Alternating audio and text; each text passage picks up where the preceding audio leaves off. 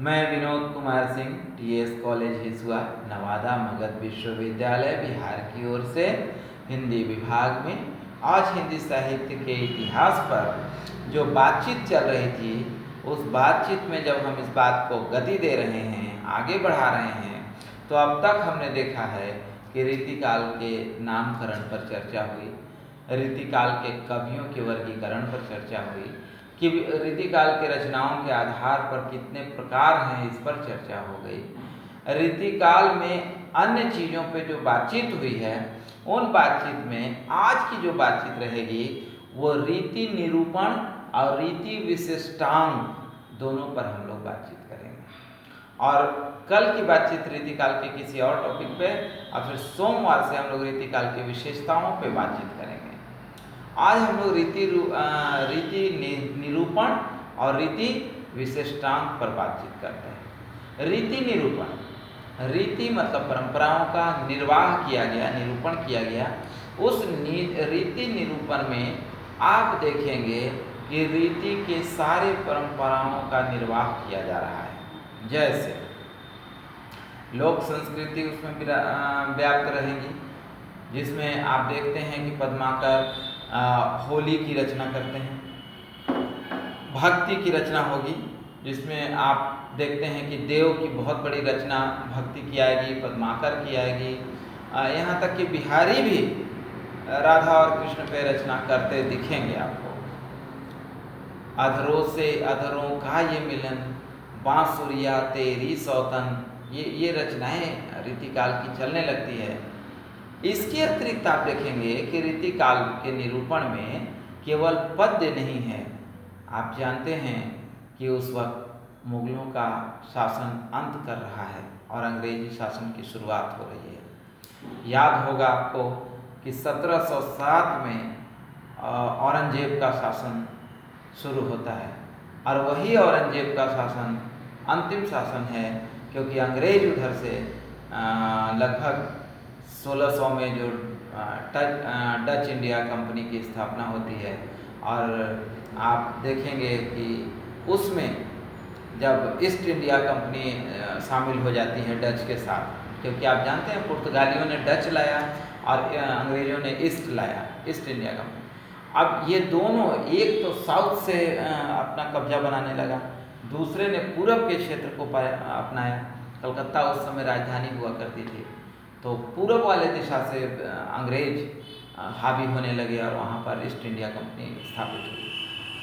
और धीरे धीरे आप देखेंगे कि मुगलों का शासन समिटने लगा, समाप्त होने लगा, और अंतोगत्वा ये हुआ कि मुगलों का जो शासन था वो गिरफ्त में आ गया अंग्रेजों से। पुर्तगाली तो वहीं रुक गए, वो साउथ में ही, वो बहुत ज़्यादा आगे नहीं बढ़ पाए। आप जब देखेंगे कि वो केवल गोवा पर सीमित रहे। 1971 में गोवा जाकर आज़ाद हुआ है। वो राज्य पर पुर्तगालियों का बहुत दिनों तक हमला रहा, कब्जा बना रहा। वैसे ही आप एक चीज़ और भी देखेंगे कि जब ये मालवा का क्षेत्र था, वो सब गिरफ्त में आने लगा और ईस्ट इंडिया कंपनी धीरे धीरे पूरे देश को गिरफ्त में लेने लगा। अब जब वो कंपनी आगे बढ़ती जा रही है और सूरत तक उसका मामला बन गया, तो पूरी तरह से मुगलों को लगा कि अब हम लोगों का नहीं चलेगा, तो वो अपने आप को हटाने लगे। और वो जो मुगलों का शासन जब हटा, तो आप जानते हैं कि हिंदू की भक्ति मुगलों के खिलाफ थी, और जैसे ही मुगल शांत होने लगे या धीमे पड़ने लगे, तो हिंदू की भक्ति मनोरंजन में बदलने लगी। और राजाओं, जो आसपास के राजा थे, जो हिंदुस्तानी राजा थे, जिनके अंदर राजाश्री गुण थे, उनको मनोरंजन, विलासिता और उपभोग की वस्तुएं चाहिए थी। उसके लिए स्त्री को चुना गया। ये निश्चित रूप से गलत है। और कहा जाता है कि हिंदी साहित्य का इतिहास अगर हम पढ़ें तो उसमें रामचंद्र शुक्ल ने रीतिकाल को बहुत खराब काल माना है। कारण यही है कि यह काल विलासितों का काल माना गया। यह काल कहीं न कहीं श्रृंगार से भरा हुआ, स्त्रियों के खिलाफ माना हुआ काल है। इस काल में आप देखेंगे कि निश्चित रूप से स्त्री को केवल मनोरंजन, उपभोग और विलासिता का केंद्र मान लिया गया। चाहे वो कोई भी हो, रीति मुक्त को अगर हम न रखते तो रीतिकाल पूरी तरह से काला काल होता, ब्लैक डे होता ये उस समय का, 200 वर्षों का। लेकिन रीति मुक्त वालों ने निश्चित रूप से इसे प्राण फूंकने का काम किया। आप देखेंगे कि इतना ही नहीं होता है, होता ये है कि धीरे धीरे यहाँ पर अखबार, पत्रिकाएं, पत्र पत्रिकाएं तथा कई चीज़ों का निर्वाह होने लगता है अंग्रेज के आने की वजह से।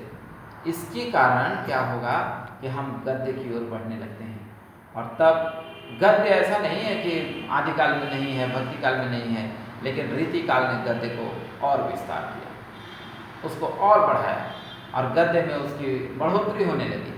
गद्य धीरे धीरे आगे की ओर खींचने लगी और उसमें खड़ी बोली, ब्रज, राजस्थानी, जयपुरी भाषा, बोलियाँ, सॉरी भाषा नहीं, बोलियाँ, जयपुरी की बोलियाँ हैं, जयपुरी और राजस्थानी बोलियों में गद्य में रचनाएँ होने लगी। आप देखेंगे कि अवधी की रचना हुई और मिथिला से भी गद्य की रचना शुरू हुई, जिसको हम मैथिली बोली कहते थे, उसमें वो रचनाएँ शुरू हो गई। तो गद्य का प्रारंभ धीरे धीरे बढ़ोतरी की ओर जाने लगा। गद्य में चीज़ें आने लगी क्योंकि कविताओं में समेटना मुश्किल होने लगा। कविताओं में बहुत कुछ समेटा नहीं जा सकता है, कहने की क्षमता है, शब्द की क्षमता है, बुद्धिमत्ता उसमें ज़्यादा चाहिए। और यहाँ पर इन सब चीज़ों को देखते हुए आप देखेंगे कि स्थिति बदलती नजर आ रही है। आधुनिक युग का शुरुआत होना है और रीतिकाल का समापन होना है। ये दोनों की जो संधि हुई, अंग्रेजों ने इस संधि को निश्चित रूप से कहीं न कहीं मशीनी युग में बदलते हुए दिखने लगे। और यही मशीनी युग कविताओं को धूमिल किया। पद्य की रचनाएं धीमी पड़ने लगी और गद्य की रचनाएं प्रारंभ होने लगी। अवधि धीरे धीरे कमजोर पड़ रही है, ब्रज का प्रबलता बढ़ रही है, खड़ी बोली का आविर्भाव हो रहा है, जिसमें आप देखते हैं कि सदल मिश्र, लल्लू लाल, इंशाअल्लाह खां, ऐसे कई खड़ी बोली के रचनाकार सामने आते हैं। और ऐसे लोगों के आने से हिंदी का विकास धीरे धीरे बढ़ने की ओर है। लेकिन तब रीतिकाल की रचनाएं क्या समाप्त हो गई? नहीं, ऐसा नहीं हुआ। रीतिकाल में रचना तो हुई, क्योंकि रचनाओं को रोकना मुश्किल था। रचना हो रही थी, लोक संस्कृति की रचनाएं थी, संस्कृति की रचनाएं थी, लक्षण उदाहरण की रचनाएं थी।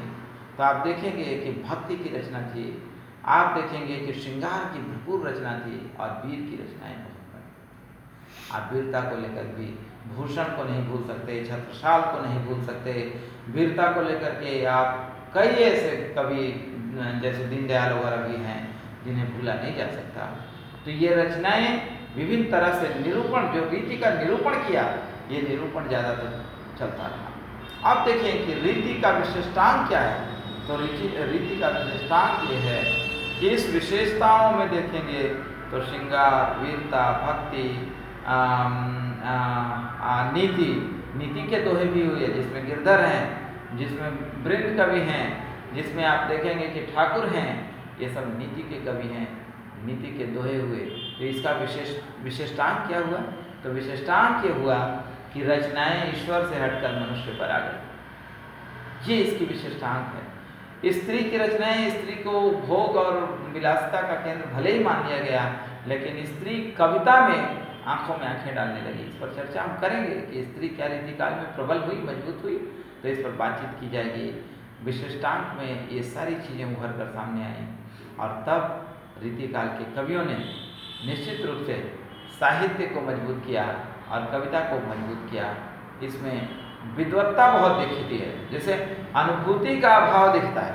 कई आप देखेंगे कि रीति सिद्ध और रीतिबद्ध के कवियों में अनुभूति का अभाव दिखेगा, लेकिन विद्वत्ता, जो यहाँ माइंडेड वो तेज हैं, विद्वत्ता का अभाव नहीं दिखेगा। यानी कि अनुभूति कमजोर पड़ती दिखेगी तो अभिव्यक्ति प्रबल होती हुई दिखेगी। अभिव्यक्ति की यहाँ पर प्रबलता अवश्य दिखती है, ज़्यादा दिखती है। बाकी तो आप जब रीति मुक्त के कवियों को देखेंगे तो आपको लगेगा कि नहीं, अनुभूति का भी अपना एक केंद्र है, महत्व है, मुख्यता है उसकी। ऐसी स्थिति में आप मानेंगे कि रीतिकाल ने बहुत अच्छी तरीके से अपने आप को संभाला और आगे इसके बारे में सारी चीज़ें व्यवस्थित होने लगी। आज के लिए हम लोग इतना ही रखते हैं, क्योंकि हमारे पार्टनर को खांसी पड़ रही है, हवाएं तेज चल रही हैं हमारे यहाँ, और इन हवाओं का जो प्रभाव है वो हमारे पार्टनर पर है, इसलिए रिकॉर्डिंग में ये खांसी की आवाज़ बीच बीच में जा रही होगी आप तक। आप जानते हैं, खैर खून खांसी खुशी बैर प्रीत मधुपान और रही मन छिपे ना छिपे जाने सकल जहान। कह रहे हैं कि जब खैर आप कथा खा लेंगे तो मुंह लाल हो जाएगा, कोई नहीं रोक सकता। खून आप कर दिए, चाहे कि ना पकड़ाएं, कितना भी कपड़ा धो दे मशीन में जांच हो जाएगी, पकड़ जाएंगे। खैर खून खांसी को आप रोकेंगे, जितना दबाएंगे उतना ही करना पड़ेगा। खैर खून खांसी खुशी को आप चाहेंगे कि हम छुपा लें, अपने अंदर रख लें, नहीं, सवाल ही नहीं उठता, पड़ोसी को जानकारी हो जाएगी या आपको किसी न किसी को बताना पड़ेगा, क्योंकि खुशी आप छुपा नहीं सकते। खैर खून खांसी खुशी बैर प्रीत मधुपान, बैर किसी से दुश्मनी है और आप चाहेंगे कि छुपा कर चलें, सवाल ही नहीं उठता। दुश्मनी है तो पता चलेगा। बैर प्रीत, जिससे आपको प्रेम हो गया और आप चाहें कि ये प्रेम छुपा के रखें, नहीं, किसी से कहना ही होगा, या नहीं कहेंगे तो भी लोग जान जाएंगे, क्योंकि ये प्रेम आप छुपा नहीं सकते, आंखों से पता चल जाएगा। बैर प्रीत मधुपान, और मधुपान यानी नशा आप कोई कर लें और आप चाहें कि इसको दोस्तों से, परिवार से छुपाकर, पत्नी से छुपाकर चलें, सवाल नहीं है कि जानकारी होगी। मधुपान की स्थिति यह है कि आप कभी भी छुपा नहीं सकते। खैर खून खांसी खुशी बैर प्रीत मधुपान और रहीमन छिपे ना छिपे जाने सकल जहान। आप रहीमन कह रहे हैं कि इसको नहीं छुपाया जा सकता, पूरे सकल को, पूरी दुनिया को ये जानकारी हो जाएगी।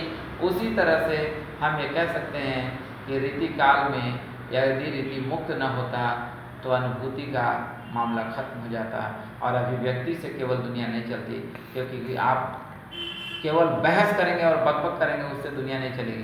तार्किक होना बहुत ज़रूरी है, तर्क पर चीज़ें उतरना आवश्यक है, तो तर्क होना चाहिए, और जब तार्किक होगा तभी सही और गलत का फैसला होगा। आप तर्क नहीं जानते तो दूध से पनीर नहीं निकाल सकते, और जब पनीर ही नहीं निकाल सकते तो ओरिजिनल क्या है ये अब जानना असंभव है, बहुत मुश्किल है। तो ये तार्किक होना बहुत आवश्यक है। विवेकानंद भी कहते थे कि जो तर्क की कसौटी पे खरी उतरे वही बात सत्य और सही है, वरना सब झूठा है। तभी तो समय के साथ चीज़ें सही और गलत होती हैं। समय अगर इसकी इजाज़त देती है कि जैसे सुबह उठ करके और आप कहेंगे कि नहीं सुबह से लेकर के और 10 बजे दिन तक सोएंगे, नहीं, ये समय के साथ ये नाइंसाफ़ी है। सोना गलत नहीं है, सोना तो है ही, लेकिन समय के साथ गलत है, इसलिए ये सोना गलत हो जाएगा। इसलिए सोने का जो समय बना है वो समय ही सोने का समय है।